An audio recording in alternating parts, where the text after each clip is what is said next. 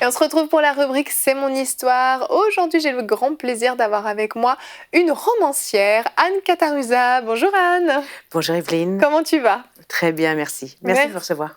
Merci à toi de venir nous raconter ton histoire. C'est un vrai plaisir de te recevoir. Je l'ai dit, tu es romancière chrétienne. Et oui, ça existe. Il y en a peut-être qui disent « Ah bon ?» J'avoue que la niche est petite. La niche il n'y a pas beaucoup de monde dedans. T'es toute seule. Non, quand même pas. Mais c'est vrai. Et tu as écrit 2 livres dont on va parler en fin d'émission, qui ont été primés, des livres de grande qualité. Et tu vas nous raconter aujourd'hui ton histoire, comment tu es passée de actrice à romancière et surtout comment tu as rencontré le Seigneur entre les deux. Et donc, comme je le dis, tu étais actrice, c'était un rêve de toujours pour toi. Et vers les années 2000, 99, je pense très exactement, 99. Tu as décroché un rôle qui était quand même un rôle important pour toi, c'est ça ? Tout à fait. C'était comme vraiment ce qu'on appelle le jackpot en québécois. C'était un rôle dans une série Virginie, dans une série très importante et très populaire sur un Radio-Canada, donc sur le national. Et j'ai même cru qu'ils s'étaient trompés quand ils m'ont appelée. Il y avait une autre Anne qui était française aussi et qui avait auditionné. C'était pour un rôle de française, puisque j'ai un accent en anglais et en français, on s'entend ici. Et j'ai cru qu'ils s'étaient trompés. Tellement tu y croyais pas. Non, tellement j'y croyais pas. Donc c'était vraiment le rêve qui vient d'arriver.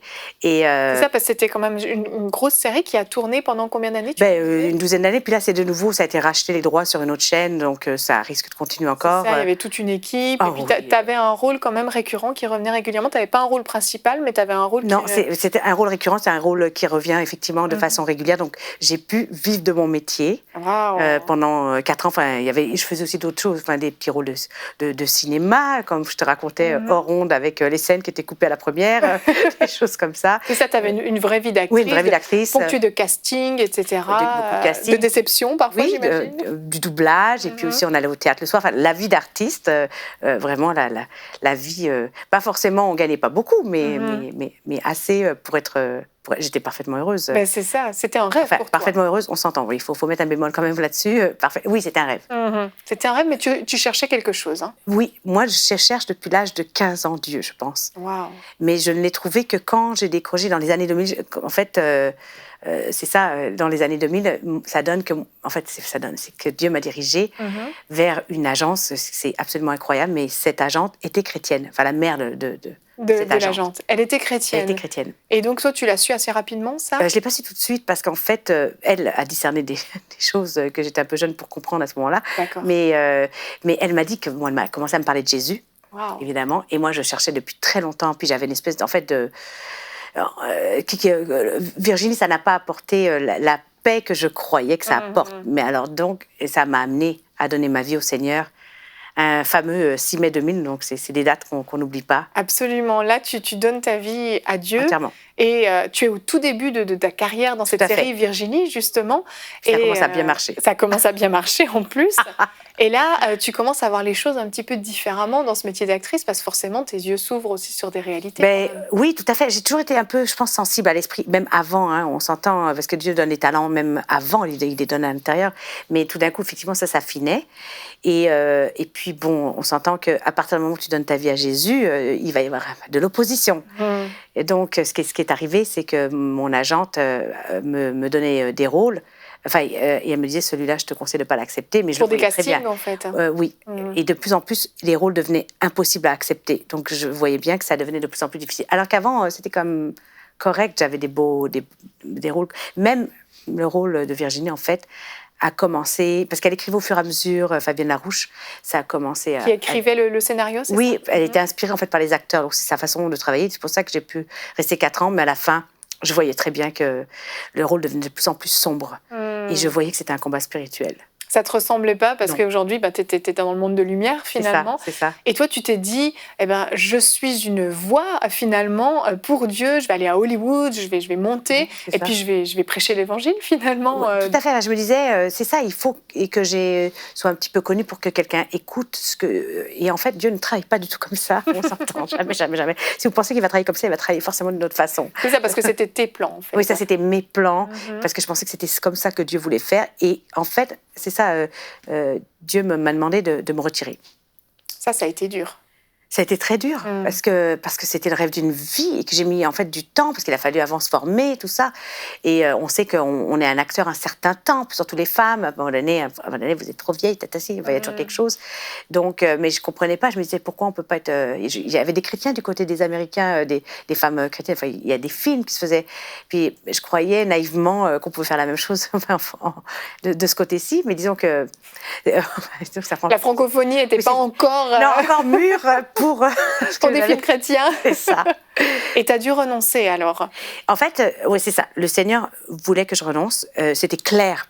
C'était clair. On n'a pas le temps d'aller tout dans le détail de comment. Et il a fallu que je fasse le deuil. Et c'est un deuil qui t'a pris 3 ans. Ça m'a pris 3 ans parce qu'en fait, c'est pas facile de renoncer à quelque chose que tu penses que Dieu t'a donné. En fait, Dieu me l'a donné en fait. Mais que là, maintenant qu'il te l'a donné, maintenant que ça marche, c'est fini. C'est comme si on retire un jouet à un bébé. Enfin, c'est sûr, j'étais un peu un bébé dans la foi quand même.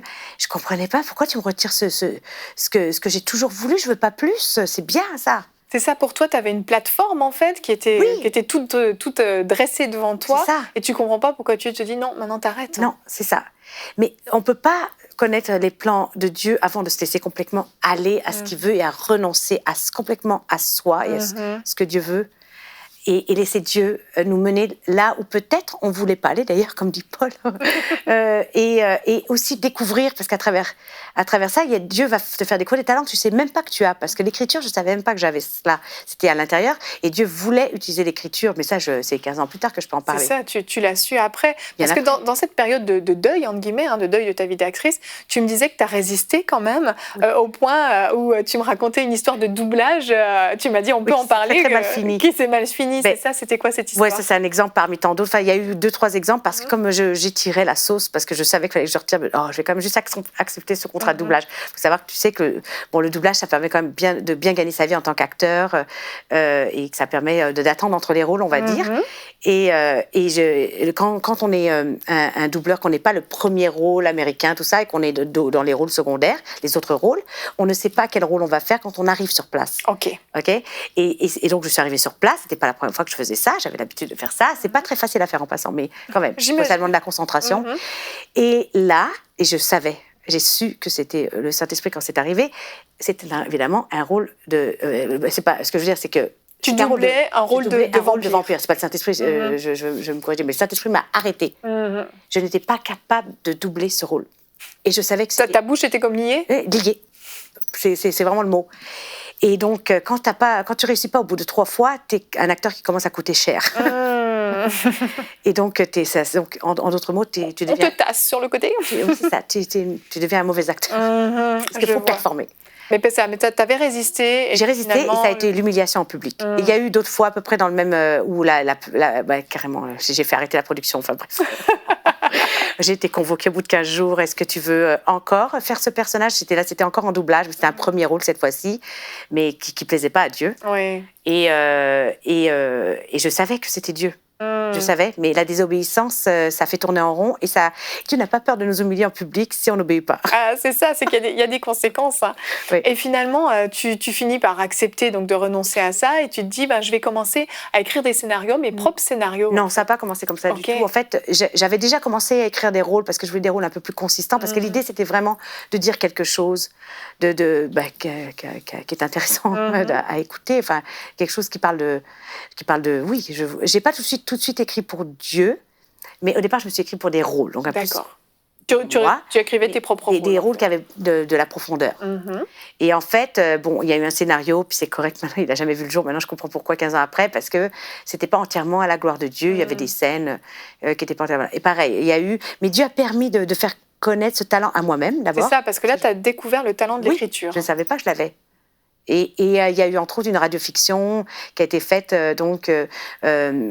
sur 21 stations ici au Québec, donc il y a eu un succès de prestige qui a été nominé en France, etc. Et là, et en passant, c'était des acteurs connus et ils ont tous accepté de travailler bénévolement pour moi, parce qu'ils aimaient l'histoire. Donc on voit le talent. Le talent d'écrivaine était là en fait. C'est ça. Mais t'as pas compris tout de suite. Et compris. Comment t'as su que ça se dirigeait vers des romans en fait? Ça s'est pas venu. D'abord, il y a eu un temps, parce qu'à un moment donné, il faut aussi gagner sa vie. Quand Dieu m'a retirée, il y a eu un temps de désert qu'il faut accepter.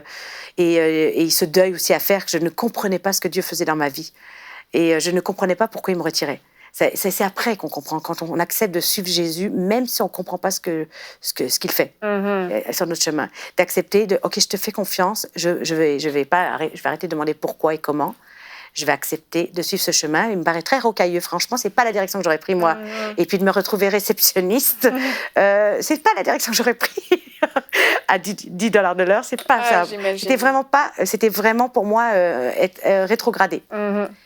Mais le Seigneur a des choses toujours à travailler en nous. Quelle que soit la chose, que ce soit des guérisons intérieures, on ne peut pas aussi être, je pense, être j'aime l'expression, en haut de la montagne, ou là où Dieu nous met dans notre pleine destinée, si on n'est pas complètement guéri aussi. Oui. Donc il y a du nettoyage toujours à faire. Ce temps de désert avait pour but aussi justement de guérir certaines choses, de régler certaines choses, et jusqu'à commencer la rédaction de ces livres alors. Oui, tout à fait. Je les ai, ça n'a pas été fait simplement non plus, parce que quand vous commencez à écrire pour Dieu, et puis le Seigneur m'a vraiment mis dans mon cœur de ne pas écrire pour le séculier, même si ça paraît tentant, même si peut-être j'aurais pu vendre quelque chose, il voulait vraiment que j'écrive pour Dieu, pour lui. Alors évidemment, ce qui s'est passé, c'est qu'il y a des gens qui sont venus me dire, mais je leur pardonne. On s'entend. Ce n'est pas de Dieu ce que tu fais. Il n'y a pas forcément eu d'encouragement dès le début. Les gens ne comprenaient pas. J'ai eu de l'opposition dès le départ. À la recherche de Shaïda, j'ai eu beaucoup d'opposition. Mais comme je démarre dans cet appel, donc moi j'ai soumis le tout à mon pasteur pour qu'il le lise, etc. Est-ce que c'est de Dieu? Est-ce que je commence à avoir des doutes? Ce que je fais. Et puis en fait, bien sûr que c'était de Dieu. Mais oui. Et c'était complètement de Dieu. Et puis une fois que j'ai eu comme le OK, je suis allée, et puis là, les portes se sont mais ouvertes. Oui, et à la recherche de Shaïda, donc, qui est ici, que je vais prendre, qui a été d'ailleurs primé en 2016, c'est ça? En 2016, oui, c'est ça. Il a gagné un prix donc, à Toronto par la World Guild, qui est la guilde des auteurs chrétiens canadiens. Et oui, ça existe. Et oui, exactement. Il y a eu le deuxième, le Peuple caché, qui lui vient tout juste d'être primé également à la World Guild, c'est ça? Oui, il y a juste quelques jours, donc le 14 juin dernier, il a gagné un prix. Exactement. Et c'est en fait la suite à la recherche de Shaïda. Mais il y a 1 an d'espace entre les deux. Et puis c'est ça, on peut le lire indépendamment, ça, c'est pas un problème. Exactement. Et pour toi c'est l'aboutissement de quelque chose quand même. Tu sais que tu es dans ton appel aujourd'hui avec ton travail, ou il y a une suite? C'est pas l'aboutissement, c'est le commencement d'une autre saison. C'est pas du tout l'aboutissement, parce qu'on n'a jamais fini déjà avec Dieu. Et c'est juste le début d'une j'aime bien le mot montagne, vous avez vu, d'une autre montagne à grimper. Je trouve que c'est une belle analogie. Mais non, c'est pas du tout l'aboutissement. Au contraire, je pense que c'est un appel à continuer, quel que soit ce qu'on voit ou ce qu'on ne voit pas. C'est ça. L'idée, c'est vraiment de continuer à écrire, parce qu'on ne voit pas toujours où Dieu veut nous emmener encore une fois. Là, il est en train d'ouvrir des portes à Toronto, avec les anglophones, on s'entend, qui sont un peu inattendues, d'ailleurs avec un scénario en passant, mais c'est pas encore fait, donc je ne peux pas en parler. Mais l'idée, ce serait de mettre les romans en film, en tout cas un des romans. Oui, Evelyne, c'est ça. En fait, je pense que est-ce que c'est possible que Dieu m'ait emmenée pour me montrer le milieu du cinéma, pour que je vois à quoi ça ressemble? Parce que, en fait, ce qu'il avait donc déposé dans mon cœur il y a à peu près une quinzaine d'années, et que j'ai toujours sur mon cœur, donc c'est là que je sais que c'est de Dieu, c'est l'appel pour faire des films, des histoires que j'écris pour des films chrétiens ou des films avec des valeurs chrétiennes et des films qui vont être aussi excellents que ce qui se fait à Hollywood, qui se fait dans le monde. Amen. Amen. Amen. Amen. C'est ça l'idée. C'est ça. Tu as décidé que la francophonie pouvait aussi se réveiller, pouvait aussi faire des belles choses. C'est pas moi, je crois que c'est Dieu qui a décidé ça. C'est Dieu qui a décidé ça, exactement. T'as raison. C'est Dieu qui a décidé que nous, on a plein de talents. On a autant de talents qu'un autre peuple. Oui. On a autant de talents que les Américains. Et j'aime les Américains, j'aime les anglophones, on s'entend, on est tous des frères et sœurs. Mais nous, les francophones aussi, on peut ouvrir notre bouche. On a des choses à dire aussi. Je crois, des choses intéressantes à dire. Amen. On a des talents artistiques et il y a beaucoup de gens qui ont plein de talents, mais qui se disent, comme je me suis dit un peu auparavant, mais chez les francophones, il n'y a rien, donc ça ne pourra pas. Il faut que je traduise. Ça ne veut pas dire qu'on ne peut pas traduire nos livres à la recherche de Shaïda et traduits en anglais, parce que ça, c'est une stratégie que Dieu me donne, mais ça, c'est vrai pour moi. Ça ne va pas forcément être vrai pour quelqu'un d'autre. Mais j'encourage vraiment les gens avec leur talent. Moi, on est tous les briques des uns des autres. Enfin, on est tous dans un grand échiquier avec Dieu. Et chacun... Et tu me parlais, Evelyne, justement, de tous les talents que Dieu a suscités, parce qu'il fallait mettre la main à la pâte avec EMCI, puis que tu n'étais même pas animatrice avant. Je trouve ça extraordinaire. Moi, je trouve on a des talents insoupçonnés que Dieu met. Peut-être qu'il rajoute, je ne sais pas s'ils étaient là, enfin, on ne sait pas comment Dieu fait sa soupe, hein, ça le regarde. Mais c'est infini. C'est infini. Amen. Amen. Le plan de Dieu, c'est jusqu'où on le laissera aller. Amen. Anne, vraiment, merci d'avoir élargi l'espace de ta tente et de l'élargir encore plus. Merci pour ces romans que d'ailleurs, si vous voulez vous les procurer, ils sont disponibles sur emciboutique.com. Et Anne, merci d'être venue nous partager cette histoire, d'avoir payé ce prix pour suivre le Seigneur, pour répondre à son appel. Et comme tu le dis, c'est juste un commencement, ce que tu as commencé à faire. Merci, Evelyne. Merci à toi.